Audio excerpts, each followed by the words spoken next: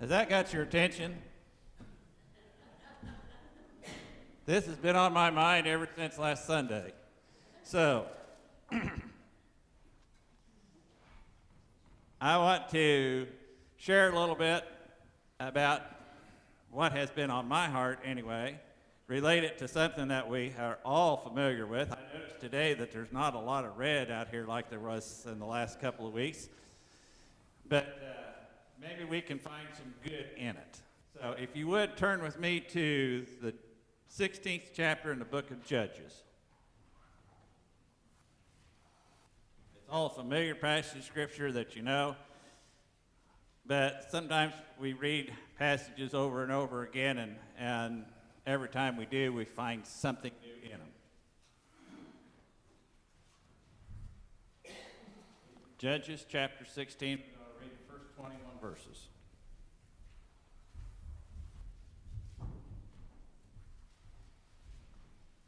Samson was born to a man by the name of Manoah and his wife. I don't know what her name was. The Bible doesn't say. She was barren. They had no children at all. An angel of the Lord appeared to Manoah and said that you're going to have a son. And so through the process of it, they asked for the angel to come back again, prayed that the angel would come back again and confirm the message. And so the angel does. And Manoah and his wife present the angel an offering. And after the angel has departed and confirmed that you're going to have a son and he will live under the Nazirite vow, then Manoah, it always amuses me, he says, oh, now we're going to die because we've seen God. And his wife, the sensible one of the bunch, she says, I don't think he would have accepted our offering and come back if he was just going to kill us. So what he said is going to come to pass. Now the Nazirite vow, as we are all familiar with, meant you never cut your hair. No razor ever come upon your head. But it was more than that. You never ate or touched anything that was unclean. You did not drink strong wine, or actually, as far as that goes, according to the book of Deuteronomy, you never had anything to do with anything that came from the grapes, whether it was raisins, whether it was grape juice, whether it was wine, anything. It was a very dedicated life. You never did or touched or ate anything unclean. And if you look through the Mosaic law, what that is, I mean, it's extensive. So it was meant to be a very dedicated life that a person lived. Samson was raised this way, but maybe being an only child late in life, you know how that goes. A lot of times they are maybe a little bit more spoiled than the rest of them are. And he has problems very early, and he has a particular fondness and a weakness for women. And I just want to pick up on a couple of those, starting with verse 1, chapter 16. Now Samson went to Gaza and saw a harlot there and went into her. And when it was told to the Gazites, saying, Samson has come here, they surrounded the place and lay in wait for him all night at the gate of the city. And they kept silent all night, saying, let us wait until the morning light, then we will kill him. Now Samson lay until midnight, and at midnight he arose and took hold of the doors of the city gate and the two posts, and pulled them up along with the bars. Then he put them on his shoulders and carried them up to the top of the mountain, which is opposite of Hebron. There should have been something going on in Samson's life whenever he realized that first he's in a place where he's not supposed to be, with a person he really should not be with, a people who he should not be with, and he feels the danger of those who are laying in wait to kill him, and that's why he took the city gates, the post and everything that was involved, threw him down on his shoulders and took them up on top of the mountain and put them up there, leaving the city wide open. Some people are slow learners. Samson was one of them. Let me go on. Verse 4. After this, it came about that he loved a woman in the valley of Sorek, whose name was Delilah. And the lords of the Philistines came up to her and said to her, entice him and see where his great strength lies and how we may overpower him, that we may bind him to afflict him. Then we will each give you 1,100 pieces of silver. So Delilah said to Samson, please tell me where your great strength is and how you may be bound to afflict you. Now, men, just real quickly, if you're on a first date with your hope-to-be wife, and she says, what can we do to just tear you apart? Would you go back? I mean, women, if your boyfriend or husband says, what can I do to just rip you apart and get you into all kinds of trouble and everything, would you go back? I mean, this is the question that she says. Where is your great strength? She should have stopped right there. But she says, tell me the secret to your great strength and what it would take to bind you and to afflict you. Verse 7, and Samson said to her, if they bind me with 7 fresh cords that have not been dried, then I shall become weak and be like any other man. Then the lords of the Philistines brought up to her 7 fresh cords that had not been dried, and she bound him with them. Now she had men lying in wait in an inner room. And she said to him, the Philistines are upon you, Samson. But he snapped the cords as a string of toe snaps when it touches fire. So his strength was not discovered. Shouldn't that have been a warning sign? I mean, you would just think, and he knew that she was playing a game with him, so he played along. So the first one, not true. Verse 10. Then Delilah said to Samson, behold, you have deceived me and told me lies. Please tell me how you may be bound. And he said to her, if they bind me tightly with new ropes which have not been used, then I shall become weak and be like any other man. So Delilah took new ropes and bound him with them and said to him, the Philistines are upon you, Samson, for the men were lying in wait in the inner room. But he snapped the ropes from the arms like a thread. I think if I was Samson, I would at least start checking out the other rooms in the house before I went back. But he's not doing that. He tells her another lie. Playing the game. Verse 13. Then Delilah said to Samson, up till now you have deceived me and told me lies. Tell me how you may be bound. And he said to her, if you weave the 7 locks of my hair with the web and fasten it with a pin, then I shall become weak and be like any other man. So while he slept, Delilah took the 7 locks of his hair and wove them into the web, and she fastened it with the pin and said to him, the Philistines are upon you, Samson. But he awoke from his sleep, pulled out the pin from the loom and the web. Again, he's lying, but he's starting to flirt with disaster. He's getting awful close to telling her the truth. Verse 15. Then she said to him, how can you say I love you when your heart is not with me? You have deceived me these 3 times and have not told me where your great strength is. And it came about when she pressed him daily with her words and urged him that his soul was annoyed to death. I love that line. This should have reminded him of his first wife. His first wife, he went to this festival, and these guys came up, and they was just kind of wanting to do a little challenge deal. And he told them a riddle, and he said, if you can figure out the riddle, then I will give you each a change of clothes. 30 people, I will give you each a change of clothes, new change of clothes. And if not, you give me 30 changes of clothes. And so they can't figure it out, can't figure it out, can't figure it out. They have 7 days to come up with the answer. And his wife starts getting on to him and starts nagging him and nagging him and nagging him and nagging him, till finally on the 7th day he couldn't take it any longer, and he says, here's the answer to my riddle. and the guys that he was in the contest with come up, and they answered the riddle, and he should have known better, but he didn't. Deja vu. It's all happening again. His soul was annoyed to death. Verse 17. So he told her all that was in his heart and said to her, a razor has never come on my head, for I have been a Nazirite to God from my mother's womb. If I am shaved, then my strength will leave me, and I shall become weak and be like any other man.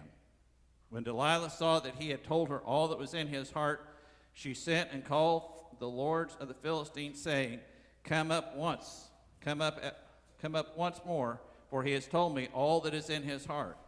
Then the lords of the Philistines came up to her and brought the money in their hands, and she made him sleep on her knees, and she called for a man and had him shave off the 7 locks of his hair. Then she began to afflict him, and his strength left him. And she said, The Philistines are upon you, Samson. And he awoke from his sleep and says, I will go out as at other times and shake myself free. But he did not know that the Lord had departed from him.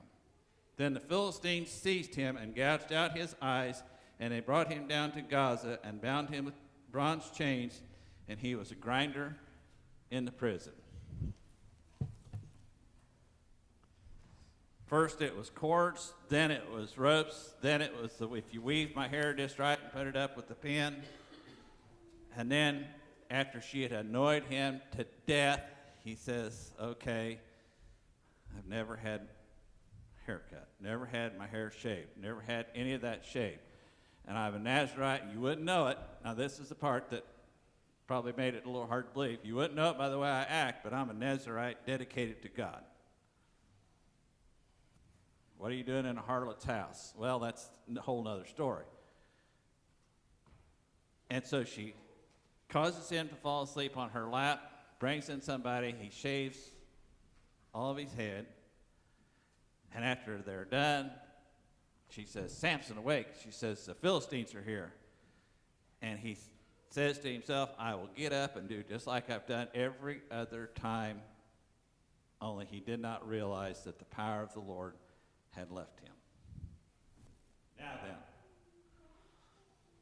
go back to the opening, Bailey, if you would, what the title of this is.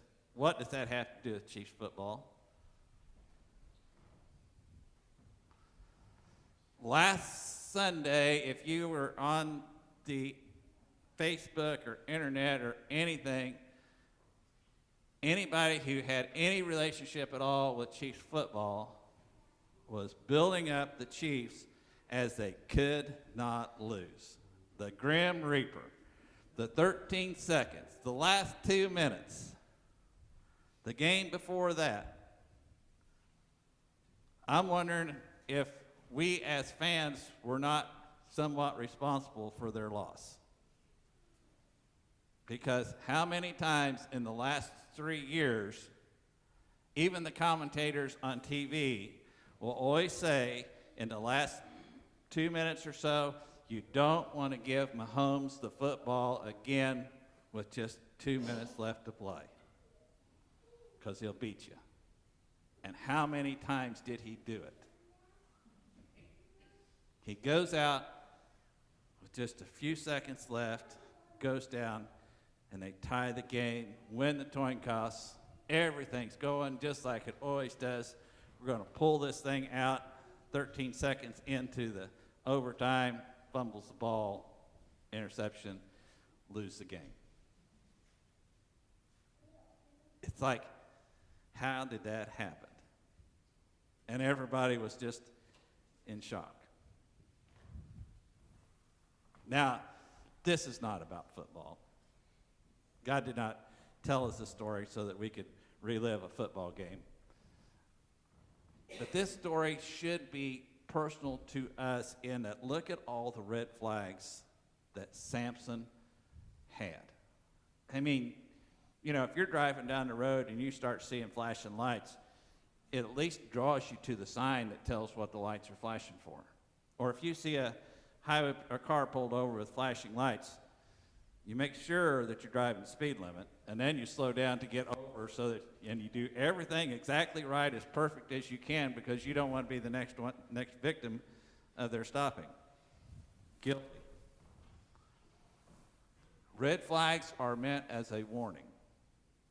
All through Samson's life, he had red flag after red flag after red flag after red flag, and every time he dodged the bullet. Every time he was able to pull it out. Just like the time that you top a hill and you're running about 67 or 68 in a 60-mile-an-hour zone, and you see the highway patrolman, and you let off real quick, and then you watch your rearview mirror more and you watch your windshield to see whether he's going to turn around and pull you over. And you think, I dodged that bullet. And so, the next time you're driving down the road, 67 miles an hour, maybe 68, and hope you see him in time. But you know, in our personal life, there's a lot of times that red flags will come up that because we don't want to look for them, we don't acknowledge them. Even though the warning is there, and it's there, and it's there, and it's there, and then it's too late. You know, as I was thinking about the sermon, I've many times, and you have too, saw pictures of people on TV or on the computer or whatever, and you see what was once a young, beautiful woman or a nice, handsome young man, but the picture they're showing now, just a few years later, they're skinny, they're falling out, they got scabs all over them because they've got hooked on meth or something like that.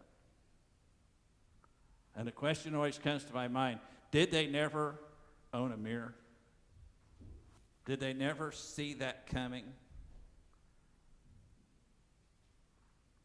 But because it came so gradual and because they kept getting away with it, it just kept building. And it's not just with drugs, it's with relationships, it's with everything else, every part of our life, that if we're not particularly careful with it and watching what's going on, those red flags are out there, those warning signs are out there, but because we don't want to see them, we don't look. Some of the most regretting things of my life, once I look back on them, I could see so many red flags. But I didn't want to see them, so I wouldn't look. Samson knew that he was in the wrong place with the wrong person at the wrong time, but he'd get away with it. So what did he do? He went back again and went to another one. And he'd be in the wrong place, done the wrong thing at the wrong time, and get away with it. And he didn't learn from before. So he'd keep going back and repeating the process over and over again, thinking, I'll do it like I've done every other time, and I'll get away with it. Until he didn't. Until he started when he finally put to his mind that it was him that was delivering himself and not God. It was him who was able to dodge the bullets because of his wisdom, because of his intellect, because of his strength, because of who he was, and took God out of the picture. He finally confessed, well, I've never had my hair cut. Well, you know, logically thinking, you know, I've never had a haircut that made me stronger. I've had haircuts that made me look more like a geek or a doofus, but I've never had one that actually made me stronger. But whenever he woke up that time, he said, I'm going to do just like I've done every other time, only now it was too late. God will send to us red flags, warning signs. He will alert us over and over of areas that maybe we're not in the right place, we're not in the right time, we're not doing the right thing. But if we ignore them, We may dodge the bullet for a while, but eventually it's going to catch up with us. And that's what happened to Samson. You know, I think I wouldn't have blamed anybody on the Chiefs roster for thinking, you know, with all of the confidence that everybody has in us, we'll just go out there and win this game just like we've done over and over again. I mean, everything was lining up just perfect. You know, things are grim. What was the saying? Be the Grim Reaper. You know, the T-shirts that had the 13 seconds on it. You know, I saw one just before the game. Somebody posted on it, and I thought, what are you going to do with that shirt if they lose? Yeah, they're a fantastic ball team. No doubt. The good news is, and it was even better with Samson, was just because Samson didn't get away with it that last time, it wasn't the end. And this is the good news for all of us. Once we realize that those red flags are there for a purpose, and once we heed those red flags, there is a future for us. There is an opportunity to turn things around and to do things differently. For Samson, after he had been captured, after he had been bound, after he had had his eyes gouged out, he was put on a grinding wheel where he went around in circles all day long, grinding grain. He was the ox, going around in circles. When you're going around in circles and not going anywhere, you have a lot of time to think. Not only did you have a lot of time to think, he had time for his hair to grow back. His hair really had nothing to do with it. It was just God reminding him of the promise. If you know the story of the rest of Samson's life, that after he has been used for an ox for a period of time, after he had been a thing of ridicule for a long period of time, the Philistines decide that they're going to make fun of him. And so they bring him to a Colosseum, and just to show how helpless and weak he is, they have him led by a young boy. And Samson asked that young boy, because he cannot see, he says, I'm tired. Would you let me rest between a couple of pillars? And so the little boy leads him there, and everybody is laughing at him. Everybody's making fun of him. Everybody is just ridiculing him. You know, here's the big, strong guy who would kill 1,000 people with just the jaw of a donkey, all by himself. And now he has a little boy leading him around. And as he is standing there between those two pillars, he said, God, avenge me for my eyes. In other words, God, let me at least make something out of my death that I was unable to do in my life, and that is to serve you. And because God had restored his strength to him, he was able to push down the pillars of that Colosseum. Now, the interesting fact of that is, in the 20 years that he was a judge over Israel, in his death, he defeated more Philistines in his death than he did in all those 20 years of his life. Despite the red flags that we see, God still speaks to our hearts, still seeks to give us redemption. He still seeks to give us another chance. We can find ourselves in a position every once in a while to where we know we're not quite doing what we ought to be doing. We know we're not where we probably should be. And even though that we're getting away with it, even though that it seems like we're not having to pay for it right now, there's going to be a payday somewhere. But the best news of all is, despite all of that, God has a plan for redemption. He has a plan to turn our life around. You know, Jesus told him, he says, Nicodemus, I believe it was, he says, you know, a person wants to serve me, he must be born again. he must start all over again. And we can start all over irregardless of the mistakes that we've made in the past, even irregardless of the mistakes that maybe we're making now, if we give it over to him. I know I've said it several times, and I'll keep saying it. God is not interested in your past. He's not overly concerned about your present, but he is very interested in your future. God looks at us with his future for us in mind. And he will warn us whenever we stray, if we will just heed the signs and the red flags that he's sending us.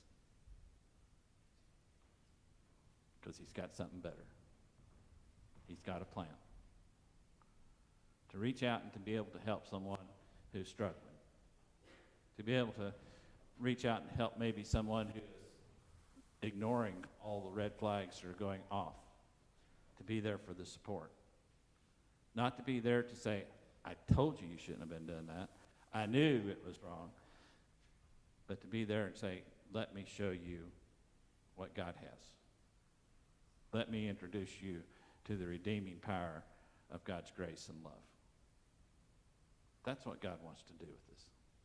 You know, Samson was not how to do everything wrong until you die type person. He was more like us than we even imagine. What separated and why we put him in a class of his own is because he had super powerful strength.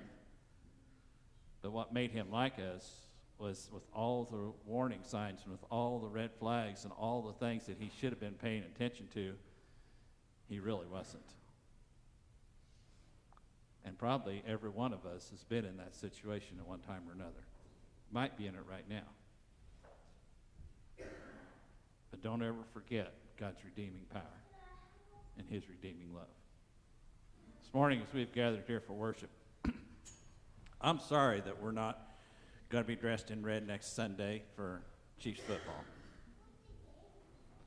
But I'm looking forward to the next year, because now that they've got their eyes opened up, maybe they'll start seeing even more possibilities. But I'm more interested in any whosoever who wakes up and says, you know, the path I'm on is not leading me where I want to go. Help me to find the path that God has laid out for me. And help me to go in that direction. As we stand to sing the hymn of invitation this morning, God's speaking to your heart about any decision you need to make. I pray that you will seek out God and his desires. Listen to the call that he's putting upon your life, and then just step out in faith and follow. Living for Jesus, number 569, verses 1 and 2.